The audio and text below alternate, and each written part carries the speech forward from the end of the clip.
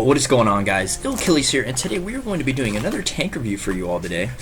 This is actually a redo of one that I actually had. I actually put this up quite a long time ago, and I felt like I didn't do a very good job with it. So I felt that I should redo it, and today we're actually going to be doing probably one of the biggest staples in this entire game at Tier 10, and this is the mighty E-100. Some of you, well, I'm sure most of you have seen one of these in your time as a World of Tanks player, and it's probably one of the more well-known things just because it's just some huge German box thing. And as you can see, I actually do have the 3 marks of excellence on this, and the gameplays that I have for you are actually from the actual the gameplays are the games that I got leading up to getting the 3 marks of excellence, so you will be able to see. It's kind of the road to the 3 marks, but I actually ended up getting the 3 marks after probably about 2 or 3 games after the last gameplay that you're going to see. So pretty much with the E-100, you get something that is both extremely powerful on certain maps and something that is extremely vulnerable on other maps. And let's just start out with some of the basic stats. So the E-100 has 2,700 hit points, which is the second most in the entire game, 300 less than the mouse. So you do have, and this is kind of the German thing, to have a shit ton of HP, and it really can work to your benefit when you are having to muscle your way through things. So you've got 2,700 hit points. You have 7 degrees of gun depression, which is very good. This is on par with the 215B, as you can see here. The 215B actually does have the same amount of gun depression that the U100 does. So 2,700 hit points, 7 degrees of gun depression, and then this tank weighs around 140-ish tons. And I also would like to mention that it does have the lowest power to weight ratio of all of the Tier 10 heavies in general. I will be talking more about that when we get to the actual modules. But the E-100, it's just a beast, and yeah, so let's actually hop into the modules. So you've got what you do, well, actually let's talk about the grind first. So the grind up to the E-100 is something that I feel is it's a learning experience, just because they've actually changed around the grind quite a bit.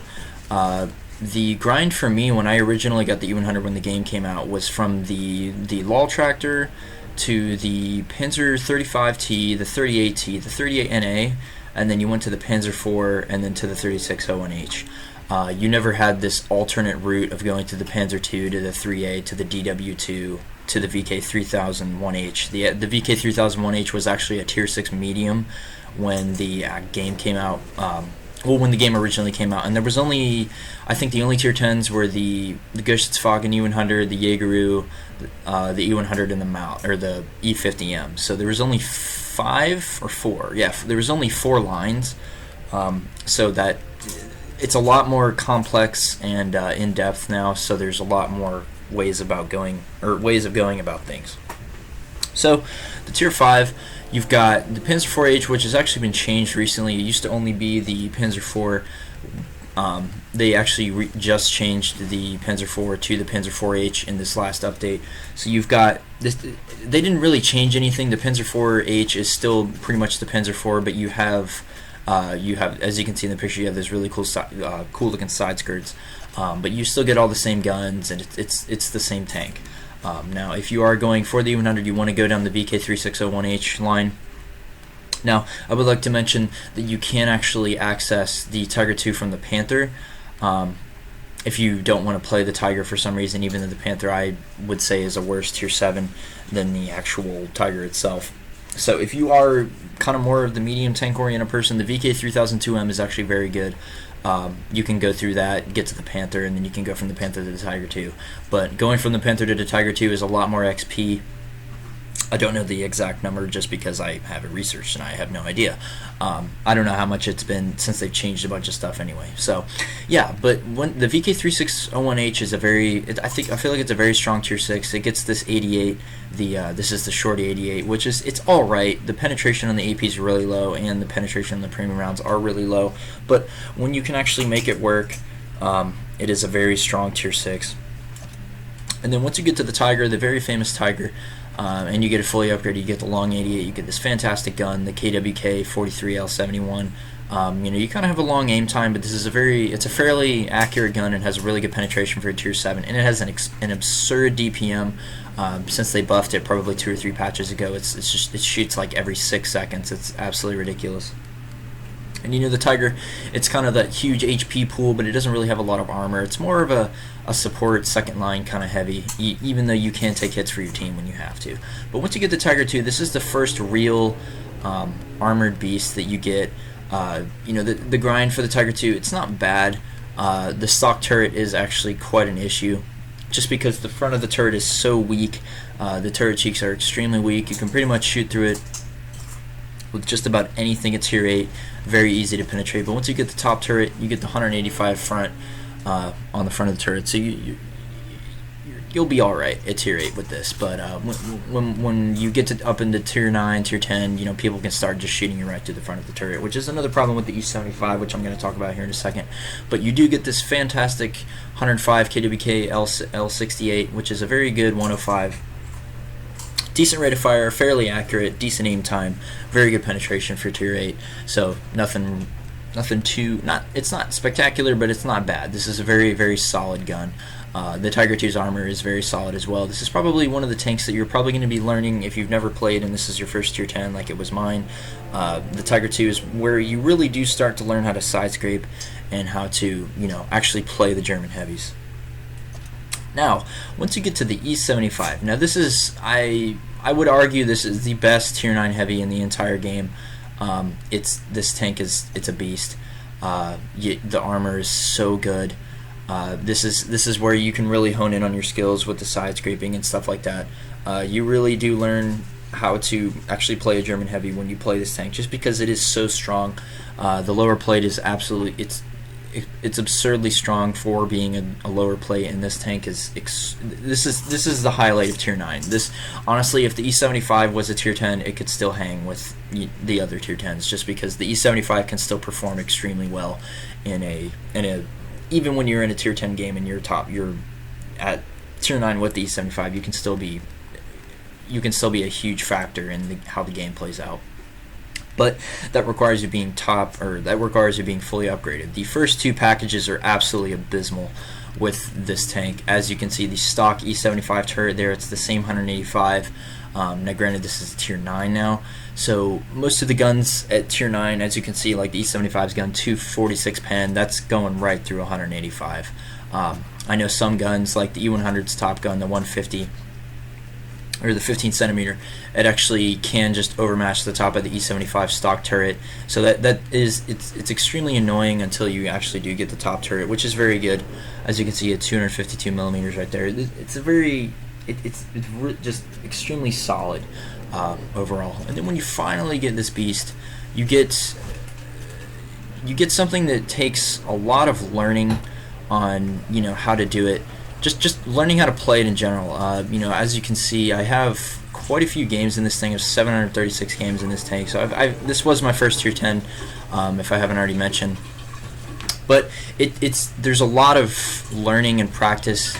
If you absolutely know nothing about this tank, then you really need to pay attention to some of the things that I'm going to be talking about when we get to the actual gameplays and stuff. But for the most part, this is honestly, I feel that this tank makes the mouse. It just makes it completely irrelevant. Just because when you're playing something this slow and this big and has this much armor, you don't really want something that's not going to leave like a huge hole in the guy that you're shooting at or whatever. You don't want because the mouse is the same issue. The stock E-100 gun is the same gun that you get on the E75, and it's actually the gun that you get on the mouse, which ironically, if you can look at the mouse, where is it? You actually get a better rate of fire with the stock gun on the E-100 than you do with the gun that the mouse actually gets, so that's pretty ridiculous, honestly. But the E-100, the stock gun, I think it's around 64,000 XP to get the top gun, which is, it's very controversial with some people just because they feel like having the lower penetration with the AP rounds is kind of detrimental. But then when you realize that you can see the 334 pen with the top gun, or with the premium rounds on the top gun, which I'll be talking about in a second, But yeah, so the the stock E-100 package, it's literally just a gun change. As you can see there, it's only changing the gun on the bottom there. Now this gun works, but it's not the gun for the E-100. How you're going to be wanting to play this tank is you're going to be not wanting to expose yourself. You really you want to keep all of your weak spots covered, which I'll be talking about in a second when we get to the armor profile. So you do have the stock gun here, and then once you finally get all the XP to get the top gun here, you can actually see, we'll talk about the gun in a second, but you actually get a 1200 horsepower engine, which is extremely powerful, but you got to keep in mind that this tank weighs 140 tons, so you really aren't going to be going too fast. Now I would like to point out that this tank does travel a lot faster than the mouse. The mouse is capped at around 20 kph, but the mouse doesn't have a low power to weight ratio, and what that means for you, if you have no idea what I'm talking about, having a low power to weight ratio makes it a lot more difficult to go up hills, to travel over soft terrain, stuff like that. So that's why, if you've ever played the mouse or you've ever seen it, even though it is huge and it's slow, it accelerates very quickly to its top speed, and it doesn't have as much of an issue going up a hill as the E-100 does, despite being at least 10 kph slower. The E-100 on flat ground, not on soft terrain, can pull around 30, 31, 29 kph around that area. But when you start going up hills, you're going to be feeling how bad the power to weight ratio is on this tank, and it's really slow.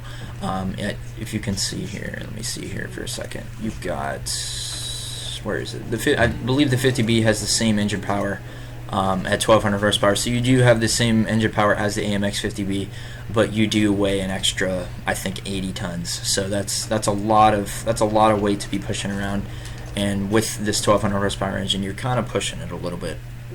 So speed is not the E-100's strong suit, but if you've been playing the German heavies for long enough, you wouldn't really be surprised with that.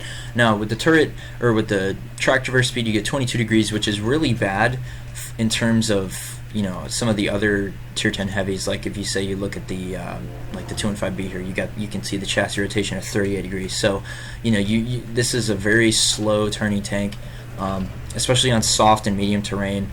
You're really going to be feeling it when you have, say, like a medium tank flanking around you and stuff like that. So you really just don't want that ever to happen.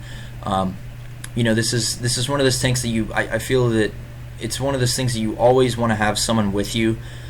This is not something to be left alone on a flank. You always have to have that one person to keep the intimidation factor, because once you've fired, these people know that you have an extremely long reload, and it's not going to be as easy to hold your own against 3 people if you don't have any help. So back to the modules here, we have the 22 degree track traverse speed, and then the turret armor, which I will talk about more in a second when we get to the actual armor profile, and then a 720 meter signal range. So the gun that you get, the 15 centimeter KWK 44L38. So this is a short 15 centimeter gun. You get 3 rounds a minute, which means for you, if you 3 rounds a minute, so you divide 60 by 3, you get 20 seconds. So the base reload is 20 seconds. My reload, I think with my setup, is I think 20, or I think it's 16.18 or something like that. So you can get it down pretty far if you have quite a bit of like good crew, gun rammer, vents, and all that kind of good stuff. So you can see that the aiming time is 2.9 seconds, which seems really bad, but you got to keep in mind that the IS-7 has a 3.4 second aiming time. So you do actually, I think this aiming time is tied with the IS-4. Which has a 2.9 second aiming time as well. But if you haven't noticed already, the 750 alpha damage, that is what makes this tank. The E-100, this is one of those. It kind of plays like its gun is kind of like a TD. I like to relate this tank to the T-30 kind of, just because the T-30 has the same alpha and pretty much the same impact. The T-30 in a hold down position is very strong, and so is the E-100, but the E-100 is very vulnerable in some spots, which I will be talking about in a second when we go over the armor profile. But you can see their 2.9 second aiming time, which is not the best, but it's not as bad as it could be, and then 0.4 accuracy, which is not good at all either. But you can't really be expecting an extremely accurate gun with something that's this large of a caliber. So yeah, this is on par with the IS-7. And yeah, I think that's the only other tier 10 heavy that has 0.4 accuracy. So yeah. So the armor profile for you. Now it is German, so you're probably expecting a ton of armor here, and it does not disappoint. So you have 200 millimeters on the upper plate, You have 120 millimeters on the side and 150 on the rear. Now on the turret you have 250 on the front, which is extremely good, and 150 on the side and 150 on the rear. Now a couple things to note: that the lower plate of the E-100 is a 150 millimeter stick, which is actually, I think it's thicker than the E-75's upper plate or lower plate, but it's not as well sloped. So the E-100's lower plate is actually weaker than the E-75's, which is the previous tank to Tier 9. So you will have to keep that in mind, and that is one thing that you need to keep covered at all times. The E-100's lower plate is its death certificate. If you can just exploit the lower plate of the E-100, you're going to be hitting the transmission, just because the actual transmission for the whole entire E-line throughout, even in the E50 and stuff like that, the transmission is located in the front lower plate. So you can this can result in engine damage, catching them on fire. I know PC doesn't have that issue just because they patched it where hitting the engine can't cause fires anymore, but that's not the case on the Xbox version. You can still cause fires from the engine, so you will get set on fire a lot in the lower plate if you don't keep it covered. That's one of the things that you absolutely have to keep in mind. Now, not every shot that you take in the lower plate is going to damage your transmission, but there's a very high chance of it happening. So another thing to note is that the side armor is not actually that thing where you can see the things covering the tracks. That is actually spaced armor that's 60 millimeters thick. So say you see an E-100 over angling like this. If you shoot the spaced armor that is covering the tracks, you will not penetrate. Let's say you shoot at the actual tracks, you will actually penetrate, because since that is only, I think the tracks are 50 millimeters thick plus the 120, so you are unangling it, but that's going to require that you have a gun that has a ton of penetration. Now, another thing to note is that you can see that most of the armor on this tank is relatively flat. You can see the front of the turret it's somewhat sloped back, but that's still pretty flat. By most standards, look at something like the 113. That turret is extremely angled. But the E-100, you're pretty much looking at all flat surfaces on the turret here. So what this means for you is that you may be thinking, oh wow, 250 millimeters, that's really nice. It's really nice until people start spamming gold ammunition. If I didn't mention before, you can see the 334 pen with heat, or the premium ammo that is on the E-100, the 334 millimeters penetration. That literally you can just shoot right through the front of the E-100's turret, and you're going to see that in the last gameplay that I have for you guys, when I actually am going up against two farmers and holding my own. You're going to see a lot of the things that I'm going to be talking about when we actually get to the gameplays. You're going to be seeing a lot of the tactics that I'm going to be talking about, and how you should be playing the E-100 to really make it the best that it can be. I feel that the E-100 has a lot of potential if this tank is in the hands of an experienced driver. The tanker that knows what your tank can and can't do and what your armor can and can't do will be a lot more successful than the person who just drives out there, because there's a common misconception that the E-100 has just all this, it's gargantuan, has all this armor, and you can just kind of drive at people. But this tank's been around for the long haul. I think this was one of the original two Tier 10 heavy tanks that was in the game. This and the T110E5, and then when they introduced the 2 and 5B, which was way back in the day. I remember playing the E-100 when it was like you couldn't ever find a game at Tier 10 because no one had a Tier 10. So it was this tank has definitely been around for the long haul, but it's not outclassed. The E-100 still plays a very crucial role, and it's still a very viable tank. So let's talk about the equipment fit here. So obviously you're going to be wanting a large caliber tank on rammer, just because the reload is so long, as you saw, the 3 rounds a minute. So you are going to be suffering from the super long reloads unless you put something like this on there. And since this tank does have a longer reload, the gun rammer will have a lot more of an effect on the actual reload itself. You'll shave off about 2-ish seconds, so that's very good for you. And then another thing that's absolutely essential is you need the vertical stabilizer. The dispersion on this tank while you're moving is not good. And as I've said in numerous videos in the past, if you can fit a vertical stabilizer, you absolutely should. There's no excuse for not doing it. It's overall just going to increase the performance of your gun and your ability to take snapshots and have better accuracy after you stop moving. just in general, and it'll help your aim time out a lot too, just because you're keeping the dispersion down. And then the third piece of equipment, I feel that it's optional. Well, it's not optional, but there's some different things you could do here. You could go with the super heavy spall liner like I have, just because when we talk about what I'm using for consumables in a second, I will explain why I'm using the super heavy spall liner. You could, if you weren't doing what I'm doing, I would recommend running vents. The spall liner is very viable just because, as you may have noticed, this tank is fucking huge. Compared to the 113, this is really low profile. It's not that big, and then you go over to the E-100, and this thing is just it's gargantuan. This thing is fucking huge. So Artie loves the E-100. So anything you can do to mitigate all of this BS RNG artillery and like the Death Star, if they don't penetrate, you're really going to be able to just take it better than if you weren't using a spall liner. But if you don't feel like spending 750,000 credits on a spall liner, I would recommend running vents. So yeah. We can go to the consumable setup here. So we have now this is a very interesting thing here. There's a lot of people play the E-100 and they just kind of spam gold ammunition all the time, just because if you the armor piercing penetration on the E-100's Top Gun is not good by any stretch of the means. 235 is not good. If you know anything, that is actually the same armor piercing penetration as the Tier 8 Premium de Leva. That's pretty bad that it has the same standard AP penetration as a Tier 8.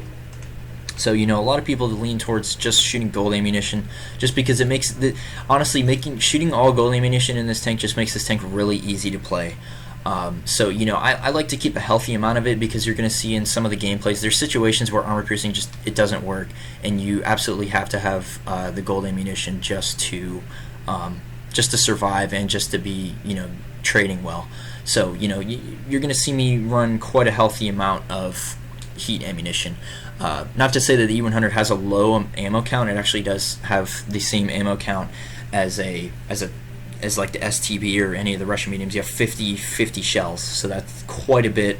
And with this tank's long reload, I've never in my World of Tanks career have I ever encountered someone who's run out of ammunition with the E-100. So ammo count is not an issue. It's just amount. It's whether you want to carry a ton of it. Like, if I really wanted to, I could run 20 heat rounds, but I feel that I like to shoot AP when I can. I like the feeling, as I mentioned before, I like the feeling of feeling satisfied that I actually penetrated something because I knew where to shoot. And you're kind of stretching it a little bit with the E-100, just because you have that 0.4 accuracy. Aiming is not exactly, it's not 100% reliable. But with the E-100, if you're at close quarters, you can't really miss, honestly. Now, that 235 penetration is the difference between you penetrating, say like an E-100 lower plate angled like this and not penetrating it. If you had a heat round loaded, you'd penetrate it. Say he's angled down just a little bit like that, the lower plate is going to be extremely angled. You will not penetrate it with AP, but you will pen it with heat.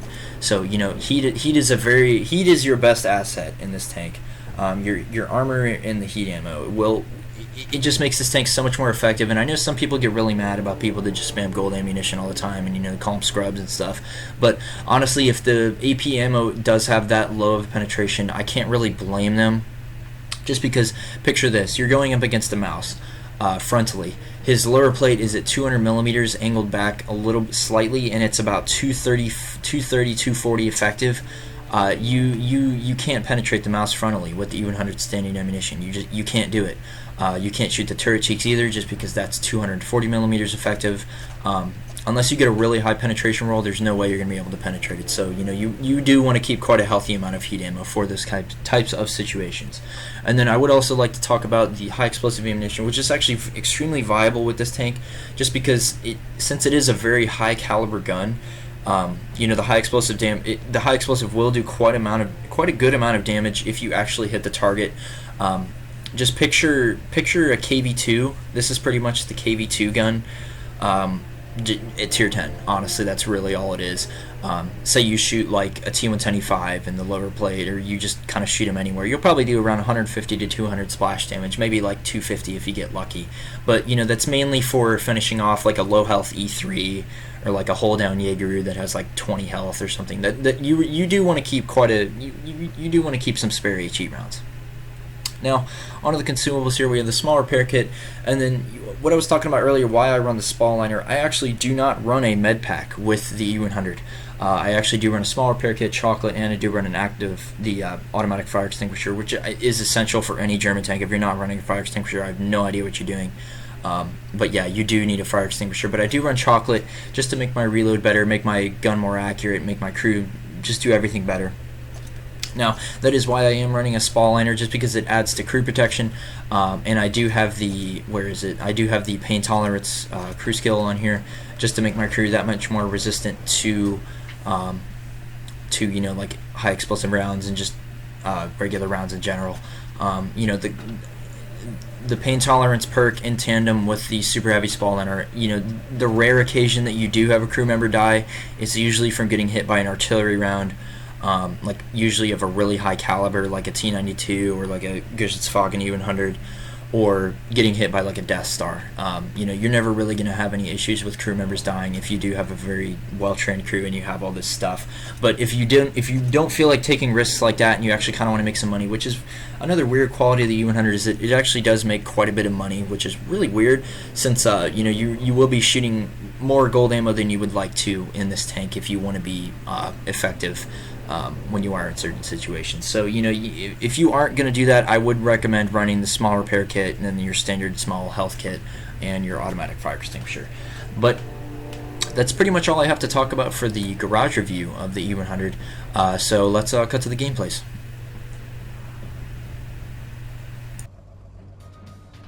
Alright, so the first gameplay I have for you guys is actually, I was playing in a platoon with my good buddy Dibs. I'm sure you guys have seen him plenty of times.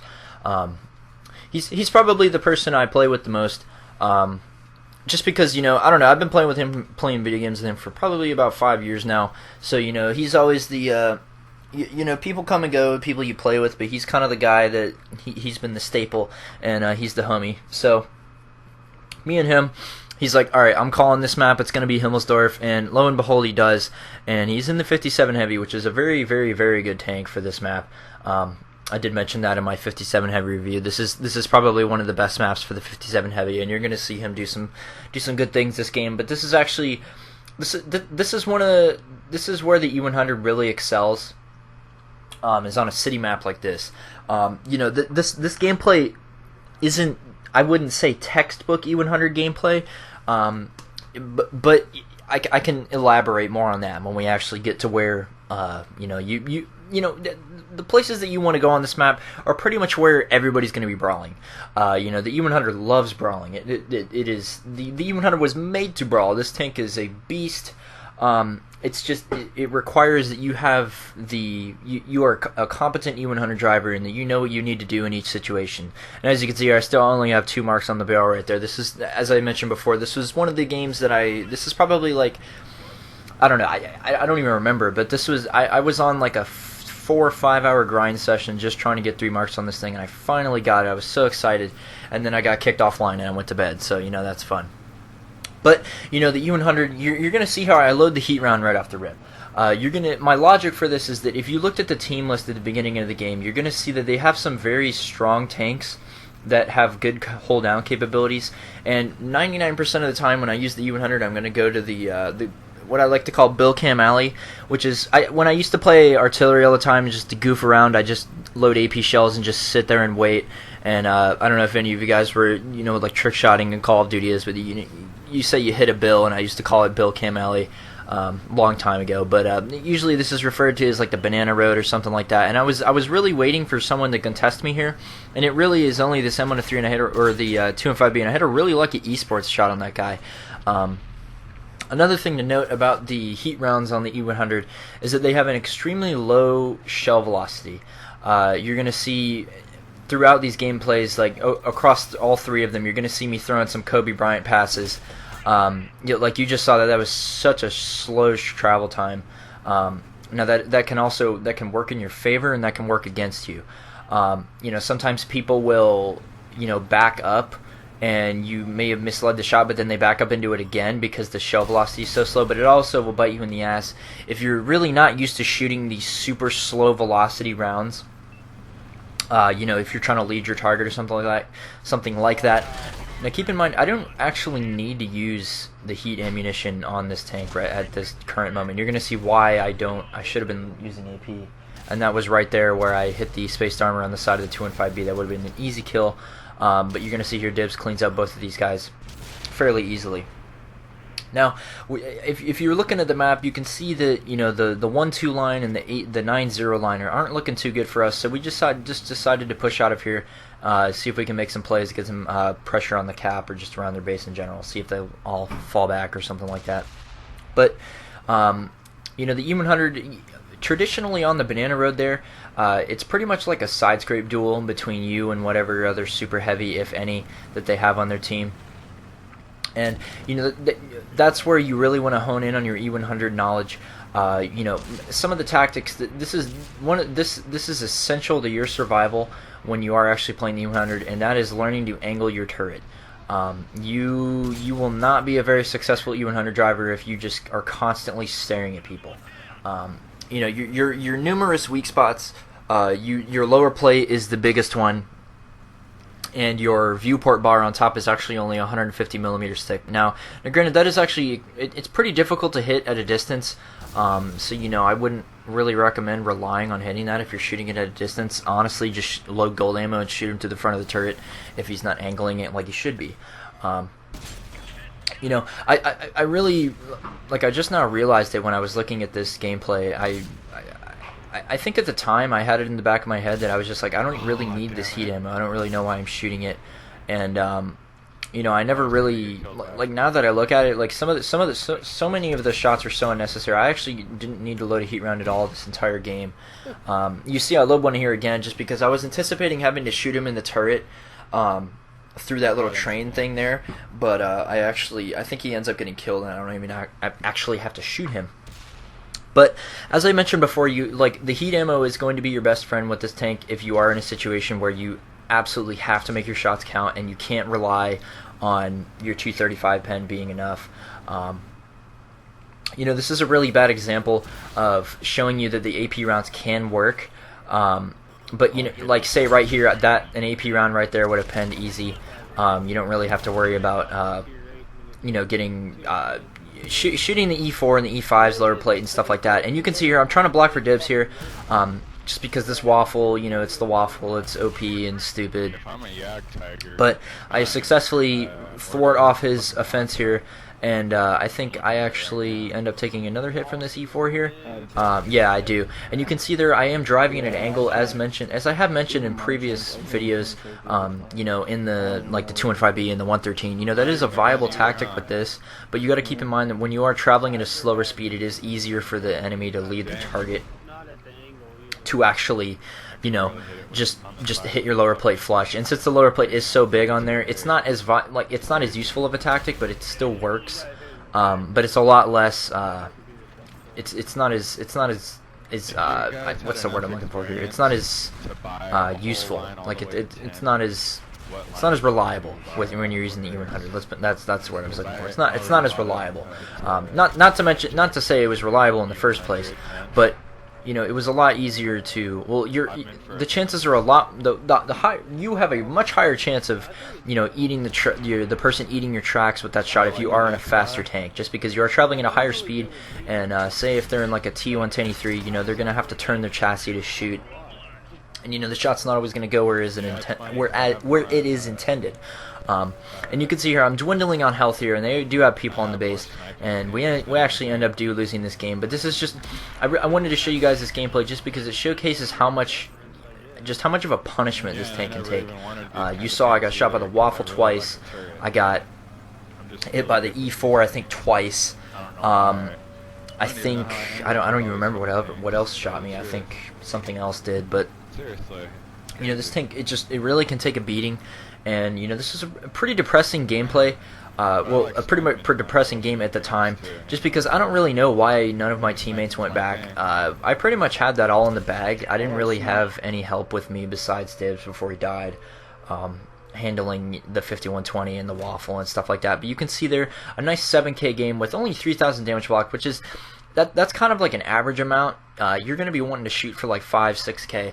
That's a more reasonable amount there. But Himmelsdorf, Ensk, Highway, maps like that. The E-100 absolutely loves those maps.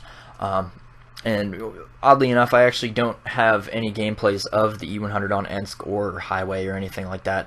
But the E-100 really does thrive in a city environment, just because your side scraping abilities are unparalleled. Unless, of course, you're in like an IS-4 or something like that. Like the IS-4's side scraping potential is ridiculous, but the E-100 is equally as good. Now, there is something I would like to mention, that when you are actually side scraping, say you just saw that angle that I was looking at the front of the tank, you got to keep in mind that if the player's smart, they'll know that if they shoot under the spaced armor and into the tracks, if you are over angling, that they will penetrate. Now, this is making an assumption that the player shooting at you actually knows what they're doing, knows what the knows the armor values of that spot or something like that. It's very rare that you find someone that actually knows these things and that they can exploit them. But when they do, you're really going to be paying for it. Like I mentioned previously with the angling of the turret, you're going to see that in this game a lot more than last game, just because when you don't really ever have to angle your turret against anything unless it's something that has a really high penetration, say like a T-110E3 or a Jagdpanzer E-100, or like a Object 268.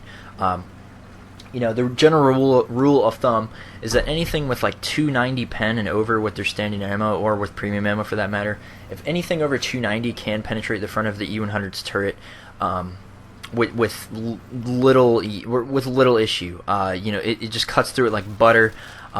And sometimes you can lose your gunner and your loader and stuff. So you really do need to learn how to angle your turret. It's essential to survival against players who actually know what they're doing, because you're going to see in the next gameplay I have for you that angling your turret is the difference between living and dying. Now, another thing I would like to talk about is that angling your turret sometimes just isn't enough. Sometimes some gold ammunition is just too good for your turret armor, no matter how much you angle it. I know the gold ammunition on the Jagdpanzer E-100, the gold ammunition on the Object 268. If you do load gold ammunition with that, then A, you have issues because you should never be firing premium ammo with a tank that has that much base penetration, and B, it completely renders your turret armor null. No matter how much you angle it, he's always going to be able to penetrate it either on the side or the front of your turret. Say if you're under angling, he can just shoot right to the front, or if you're over angling, or even if you're in the perfect balance right in the middle, he can still shoot right through the side of your turret. And that goes back to my spiel that I have with premium ammo. I don't really have an issue with premium ammo. Like the premium ammo on the E-100, I feel that it is a little bit too strong. I feel like they should nerf it probably down to at least 295 pen or 300 or something like that. Not that would really make a difference, because you'd still be able to do some of the things that you can do, even if it didn't have this high penetration. But high penetration TDs, like the Jagdpanzer U-100 gets 420 fucking penetration with his heat rounds, and 420 blaze it. But I mean, come on, that is so overkill. I can't think of any situation where you would ever need that much penetration, and it's just stupid. But you can see here, this is another one of those situations where I'm disappointed that I actually did have heat rounds loaded here. I looked at the team list again, and I was anticipating a much more stronger force here. I wasn't expecting the STB and Call Me Goku, a forumer. I was expecting him to bring some more people with him, but I guess his team went the 8 line. And you can see here, right after I shoot, you'll just see me turn and look at a wall and then just lock my turret. And Call Me Goku wasn't firing gold ammo, so I wouldn't have really had to have an issue about getting penetrated in the front of the turret. It's always a precautionary measure. You never know what the other guy's going to do, and you can see I'm doing it right here. I was anticipating him shooting a gold round, and then I look back at him because I'm about to reload, and I was just going to shoot his machine gun cupola there. But it's just in a practical situation, sometimes you may not want to fire gold ammo because you feel like a scrub, but sometimes it literally is the difference between life and death. You're going to be in those situations sometimes where it's like a 1v3 or 1v2, and there's like another E-100 and like an IS-7. Now, the IS-7 I would like to talk about. The IS-7 is probably one of like three tanks, two or three tanks that the E-100's AP rounds just, you can't do shit to it. The IS-7's lower plate, if he is on flat ground within about 50 meters of you, you cannot pen his lower plate with AP. You can't do it. It's not possible. If he's looking directly at you, you're not going to penetrate it, just because that's how the IS-7's lower plate and its armor in general works. The lower plate, the closer it gets to you, the more steeper an angle it is and the harder it is to penetrate. Now, if you are within maybe 100 meters away, or he's angling it up and looking down at you to where he's unangling the lower plate, then you can pen the lower plate of the IS-7 with AP with ease. But it's really difficult because the IS-7 is one of those just really annoying tanks to shoot at. It's kind of a catch-22. If you load heat to shoot through the front of the tank, he can literally just turn his complete side to you. He's got that spaced armor and then the tracks. In theory, you could shoot the pike nose, like the flat part of the pike nose, when he's completely sideways to you, but that's not a reliable pen. That's still extremely angled because it is 150 millimeters thick. So the IS-7 is one of those tricky tanks to deal with. But if he is front facing you, if he's really close to you, you're just gonna have to load the heat. There's really nothing else you can do about it. So yeah, but another one of those tanks is the mouse. The mouse, you actually cannot pen the mouse frontally with AP rounds unless he is unangling his lower plate to where it's completely flat to you. But the mouse it's like you can't penetrate the turret, as I mentioned in the garage review. That's another one of those tanks that you're just gonna have to load gold if you're front facing him and he's he's angling his tank like a smart player would, and he's angling his turret. Even if you get a high penetration roll and you can go through his turret, that's not reliable. You need the heat ammo. It's just I feel bad shooting heat with the E-100 just because I know that I have the knowledge to be able to use the AP rounds effectively, but it's going to come at the cost of me dying faster and the team losing. I'd rather win the game shooting gold than being a gentleman and losing. I know that sounds kind of shitty, but it's just I'd rather get the win.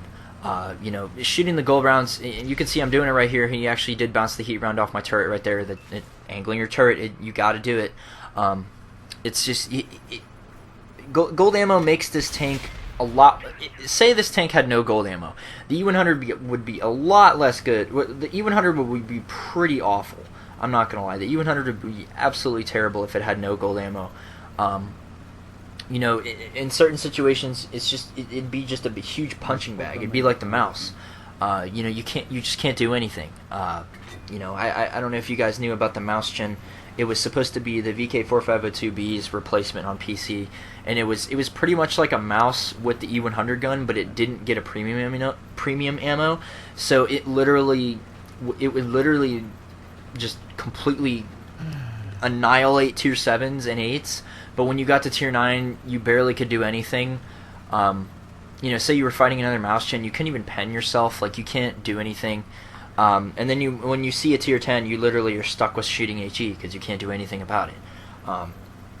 So the gold ammo it's a very strong tool. And some of it I feel is a little it's really ridiculous. Like I mentioned before with the high pen tank destroyer rounds, and I feel that the E-100 heat rounds are a little bit over the top. I'd be fine with like a 290 or 280, 285, somewhere around there kind of pen. It's just shooting gold makes this tank so much easier to use, but I wouldn't say it makes the tank easier to use. It just makes this gun a lot more flexible. Having the gold ammo to pen certain things makes this tank a lot more flexible than it is when you're just shooting AP rounds. So, I don't know. Gold rounds, it really is. It's a double-edged sword. You can't really have it both ways. In a world with no gold ammo, Some E3 drivers would just literally be driving and people laughing, especially at a distance, just because that tank is so rough shooting at it from a distance. Tanks like, I don't even know, like the Object 263 would be absolutely fantastic. It would be the Object 263 would be so much better than it is if there was no gold ammunition in this game. And sadly, gold ammo pretty much does ruin that tank for me, honestly. Getting penned on the engine deck and then getting penetrated, just straight to the gun manlet. That literally was the straw that broke the camel's back.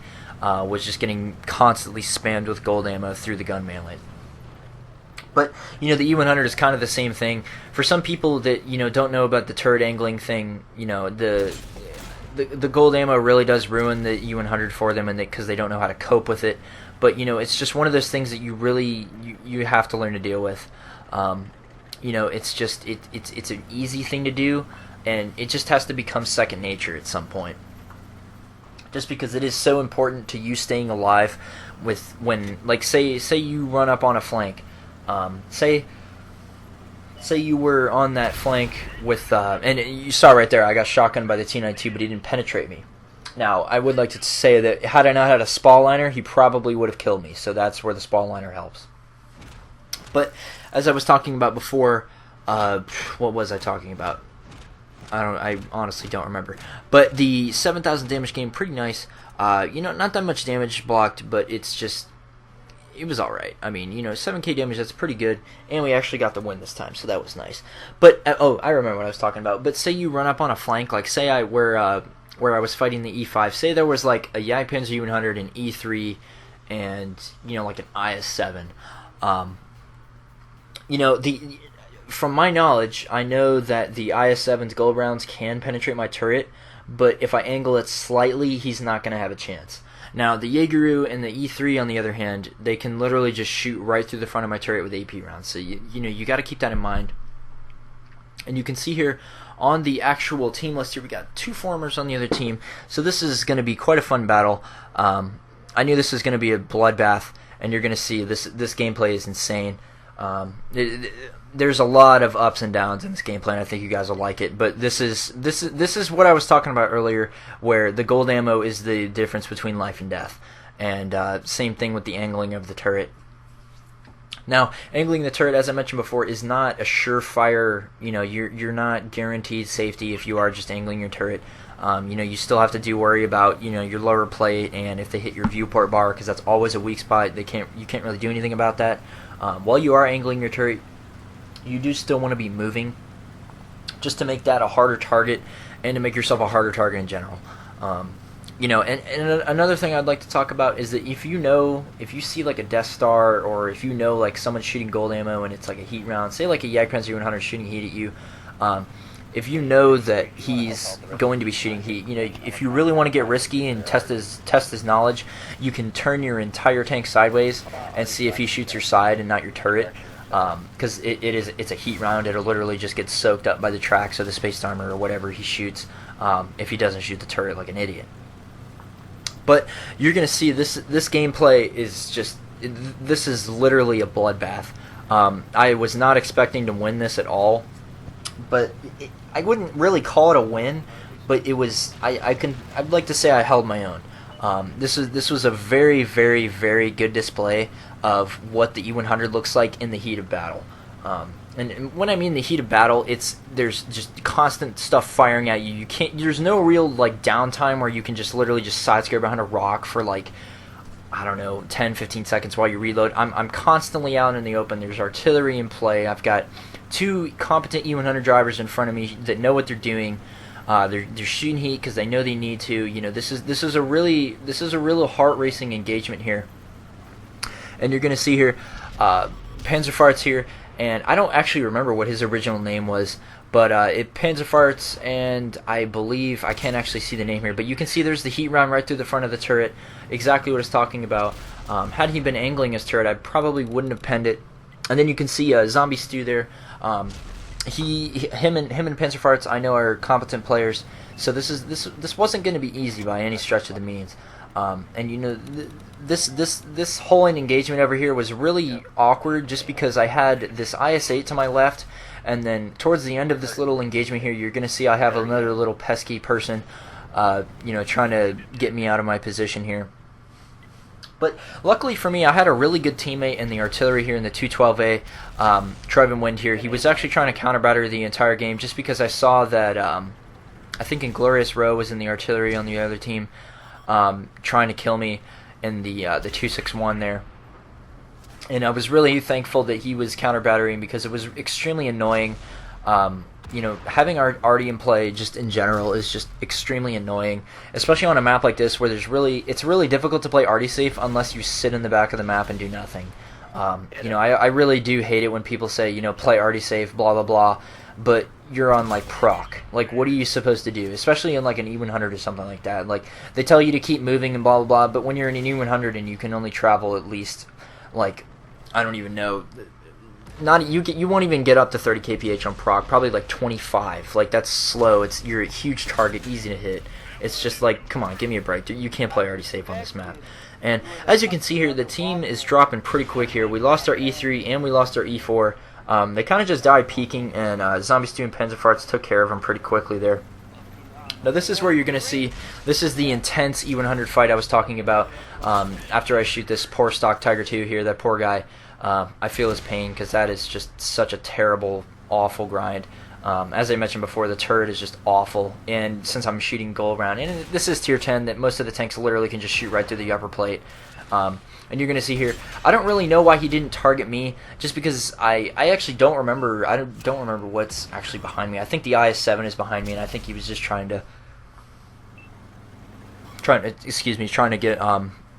rid of him. But you can see here, I'm angling my turret, and I keep looking at the I'll keep like looking to the right to see how much angle I'm giving them, and you can see there I was under angling the front of the turret, and he actually just got the heat run right through the front of the turret there. So it isn't always going to be a bounce, but it's just these preventative maintenance, these preventative measures that you take to not take as much damage. And you saw that I got really lucky when Rowe only hit my gun.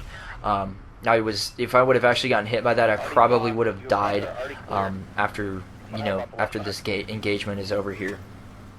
But this is a very, very, very stressful game. As you can see, most of our team is over here on the right. Well, they were, and then they all died. And there's a very sparse amount of people at the left side of the map, and they are actually going to die off pretty soon here. And you saw there the T-30 hit my viewport bar.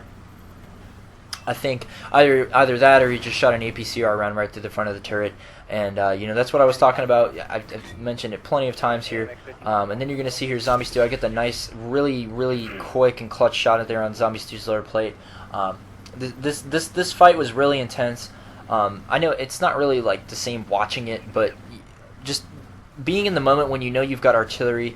Well, at the time I had artillery looking at me. Luckily for me, Trevin Wind actually did take care of the Artie. And here's that little pesky friend I was talking about, Kill Switch here. He is going to be a thorn in my side for the rest of the game. He knows who I am. I know who he is. He's a good player, and he recognized that. He actually ended up. I think he sent me a message afterwards after this game, and I actually ended up getting off a couple games later.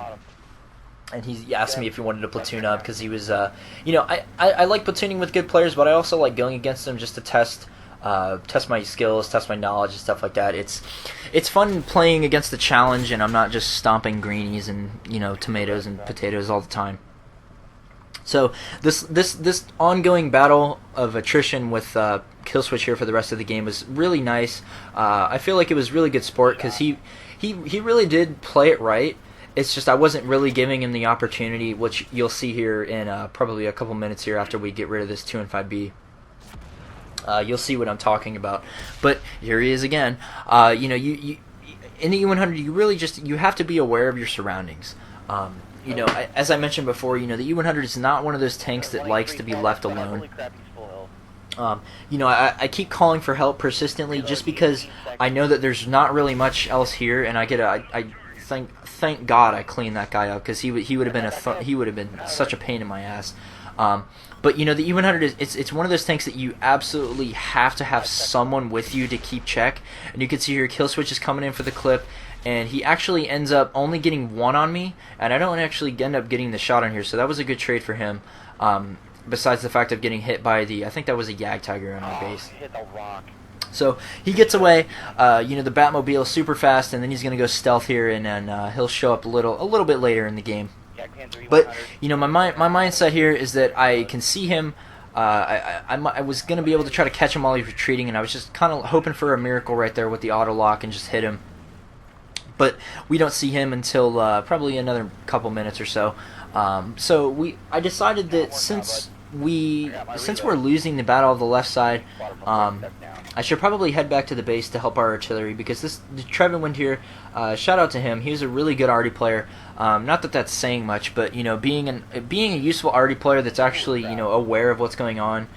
Someone who's willing to counter battery, that's really useful for someone who's playing an E-100 like me, just so I don't have to worry about getting killed by some RNG cannon from across the map for the rest of the game, and especially since I know Inglorious is going to be targeting me. So that was I'm really happy that Trevin Wind did that. And it was funny too, because after I got my 3 marks on my E-100, I think I played like 5 or 6 games straight where Roe was on the other team, and it was a good duel. But yeah, so we're coming back to base here. I see that even though we have the numbers advantage, 2 of them are artillery. I have no health. And then our other tank here, the AT-15, he's not really going to be of much use, especially in this situation, since there still is a Jagdpanzer U-100 in play. And you're going to see here that they are trying to go kill the waffle that is up at the north end of the map by their spawn and their base. But I came back to base anticipating Kill Switch to be here. And then you're going to see here's the Jagdpanzer U-100 that I found. And he actually did end up murdering one of my artillery players.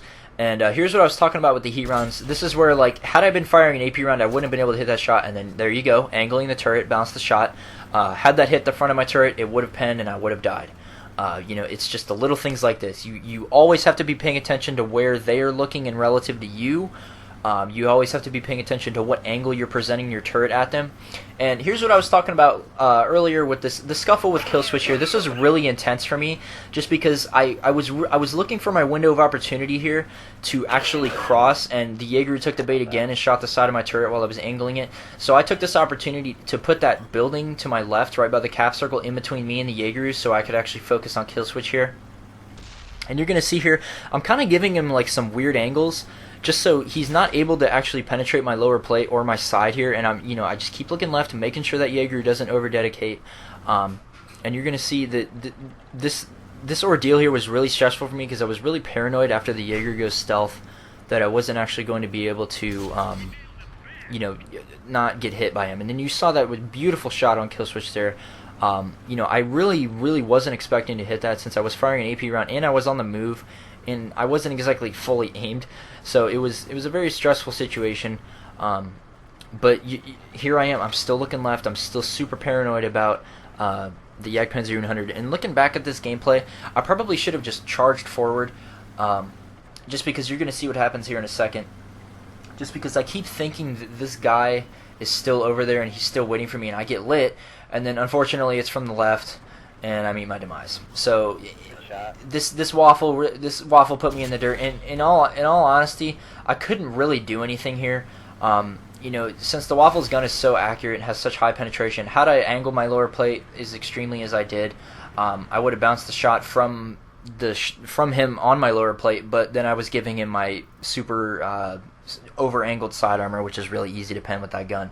So over-angling your lower plate is a good strategy against tanks that have I'd say like tier 9, tier 10 heavies that have really low AP penetration. So something like the 113 or like the IS-7, those are really good tanks to over-angle your lower plate on, just because some people don't know about your drive wheel, which is a really big weakness on the E-100. And they will just shoot your lower plate and it'll bounce. So, that's pretty much it for this E-100 review. I'm not actually going to do like a post-game or post-battle thing. I'm just going to kind of wrap it up here. But, do I think the E-100 is Clan Wars viable? 100%. Yes, I do. I know in many of the clan scrims we've played against, like TC, Pat's crew, we played Ready 5. When we play like Ensk, we always have at least 3 or 4 E-100s, just because it's a staple on a city map. You have to have the hit points. It is a huge hit point advantage. So yes, it is very Clan Wars viable on city maps. Other than that, I feel that the E-100 is it's very good for the player who seeks a challenge, a fantastic game there, as you can see, 8,000 damage, absolutely fantastic. But yeah, I feel that it's a good challenge for the player who seeks, you actually have to have some skill when using the E-100. I feel like the E-100 does have one of the higher skill gaps of all the tier 10 heavies, just because, you have to know what you're doing in order to use it. But that's pretty much it for this review, guys. I hope you guys enjoyed the revamped E-100 review, but that's all I have for this video, and this has been Achilles, and I will catch you guys later.